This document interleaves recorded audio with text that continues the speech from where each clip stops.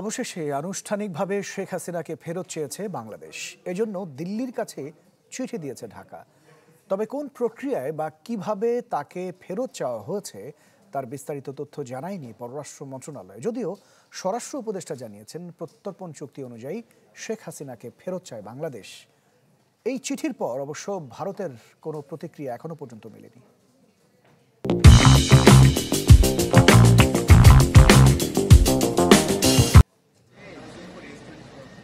ছাত্র জনতার অভ্যুত্থানের মুখে ৫ আগস্ট দেশ ছেড়ে পালিয়ে ভারতে আশ্রয় নেন সাবেক প্রধানমন্ত্রী শেখ হাসিনা। এরপর থেকে দিল্লিতেই অবস্থান করছেন তিনি। তবে কোন মর্যাদায় সেখানে আছেন আওয়ামী লীগ সভাপতি তা এখনও স্পষ্ট করেনি ভারত।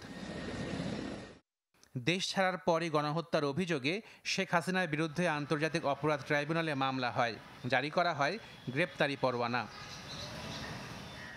দাবি ওঠে দেশে ফেরত এনে বিচারের মুখোমুখি করার। একই সাথে শেখ হাসিনাকে দেশে ফেরাতে ইন্টারপোলের রেড নোটিশ জারির জন্যও আবেদন করা হয়। স্বরাষ্ট্র উপদেষ্টা জানান, সাবেক প্রধানমন্ত্রীকে ফেরত আনতে ভারতের সঙ্গে যোগাযোগ করতে পররাষ্ট্র মন্ত্রণালয়কে চিঠি দেওয়া হয়েছে। আমাদের সাথে তো ওনাদের এক্সট্রাডিশন ট্রিটি একটা আছে, ওই প্রক্রিয়া হবে, ওই চুক্তি অনুযায়ী হবে। এরপরই পররাষ্ট্র মন্ত্রণালয় থেকে শেখ হাসিনাকে ফেরত চেয়ে ভারতের কাছে নোট ভার্বাল পাঠানো হয়। আমরা তাকে যে চাওয়া হচ্ছে ফেরত বিচার ব্যবস্থার জন্য সেটা জানিয়েছি। না, একটা নোট ভার্বাল দিয়ে। হ্যাঁ, নোট ভার্বাল। হ্যাঁ, না, ভারত সরকারকে। Thank you. তবে কোন প্রক্রিয়ায় শেখ হাসিনাকে ফেরত চেয়েছে বাংলাদেশ সে বিষয়ে বিস্তারিত কোনো তথ্য দেয়নি পররাষ্ট্র মন্ত্রণালয়।